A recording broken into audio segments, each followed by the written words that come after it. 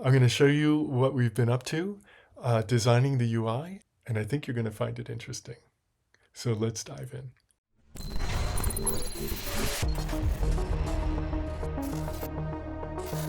Hello world, I'm David Scott Bernstein, and check out what we've done so far. This is our prompt manager. It looks quite a bit different than in the previous episodes, and that's because now we're focused on making it useful. We have the ability to manage prompts. We have the ability to generate templates and different options for them. And now we've added the ability to actually talk to large language models. In this episode, we're focusing really on building the UI. And I have a couple of sort of philosophies around building UIs. One is that they are dumb. I want my UIs to be dumb because I don't want to have to test them. So I make my widgets just handling the default behaviors, and then all the business rules around what I want them to actually do and all, I extract out and I put into separate objects, testable objects. And so this is how I test my UIs. All the things that need to be tested are extracted into testable objects. And so then there's just the dumb piece of glass that's left, and I don't really need to test that. This is the reorientation, what we did yesterday. We built a full chat interface with history, token tracking, conversation persistence, system prompts, API key management, and 45 tests passing. So that's great. So what are we doing? We're building a prompt manager. And now that we got the plumbing done, now that we got the hard stuff done, we're going to add some features. And we're going to actually talk to chat, have chat sessions, and you can have chat sessions with multiple different providers. It has secure key management. It has prompt library. It has the ability to adjust a whole bunch of different parameters with your chat. So there's lots of new features. Okay, so this is our settings, and we're going to provide an OpenAI key, and it's just a matter of pasting it in and then clicking save, and now it's saved. I could delete it if I want. And that will allow us then to go and have a good chat. There's a lot of cleanup that needs to be done. Whenever we do something like this, we have to clean up after ourselves. And that is not apparently the default behavior for AI or for programmers in general, in my experience. So we have to encourage it. Oh, look at that. And this is what I was hoping for.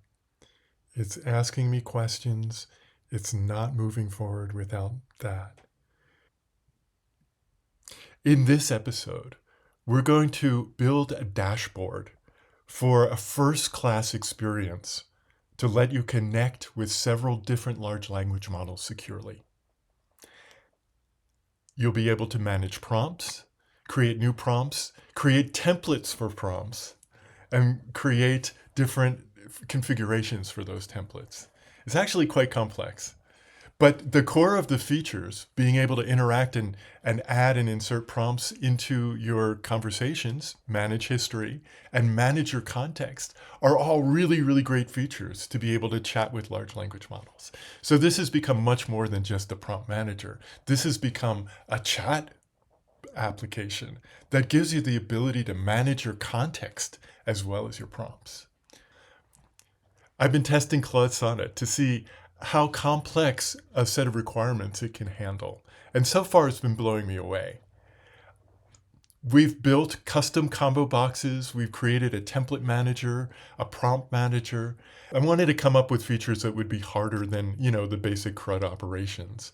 So that's why I created the template builder and the custom combo boxes. The features that are going to be most useful are the ones we're building in this episode, which is the ability to chat with a large language model. I thought it would take days to refine the UI. It actually just took a few hours. One of the reasons why context management is so important is that when the AI starts to lose context, it forgets stuff. And so this is going to be a big part of, I think, future versions. And what we have right now is really interesting. It's the ability to, first of all, see how much of your context is being consumed. And then once it hits, I think it's like 70%, it turns yellow, and then at 80% it turns red, and then at 90% it starts to automatically compact. And it compacts the context so that it only stores the relevant stuff, and you never run out of context. But I want to get it out to a stable version. So I think I'm going to freeze it here and call it version 1.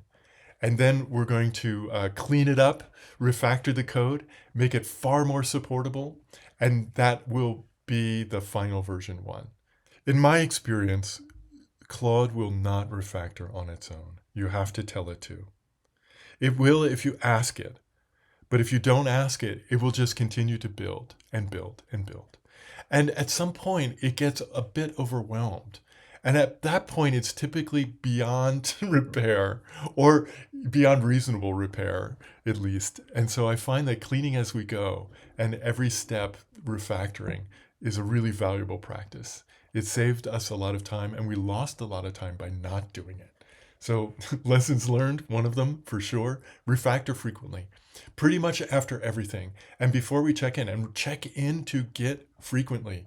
Check into GitHub frequently, because we make mistakes and sometimes they're hard to reverse.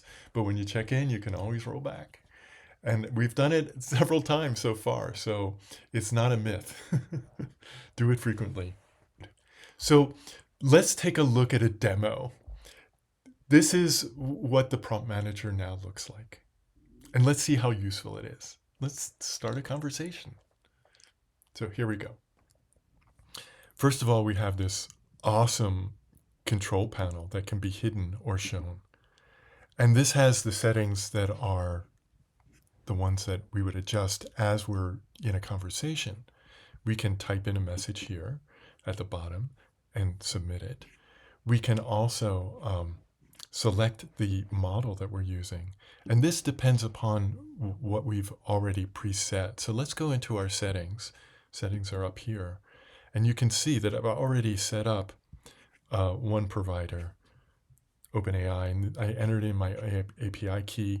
I can also support Anthropic as well as Google for providers. And the API key that you enter is stored securely and encrypted, and then managed securely for you. So that's really cool. That was really important to me. It also gives you the ability to set a custom system prompt here. So those are the settings that happen, like permanent settings that you want to set up. And these are the settings here that you'd want to set up, or change during a session. Another really cool feature is that it tells us how much context has been used. So this is really useful because when we fill up the context, our chatbots start to forget. And so we don't want to do that and not be aware of it. So as we're typing in and as they're responding to us, our context usage should go up. Okay, and we're cleaning up the basic functionality that we discussed. And that's really good. And this is, again, prior to our major refactoring, because what we want to do is lock down the behavior that we want and then focus on cleaning the code up. It really is a different mindset. It's a different set of techniques. And so it should be done as a separate phase.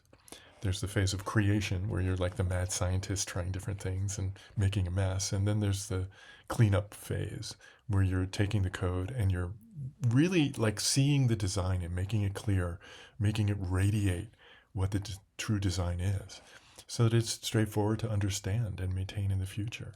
And that oftentimes reveals, bugs and missing gaps in code coverage and other things that help us make the code better.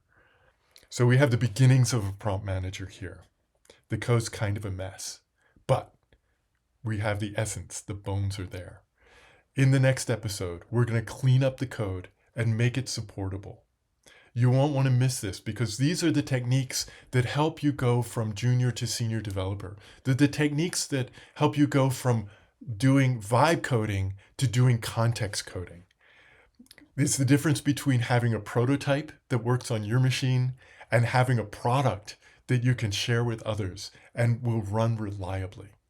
And that is critically important. It's a step not to miss. So I'll see you there. And until then, happy coding.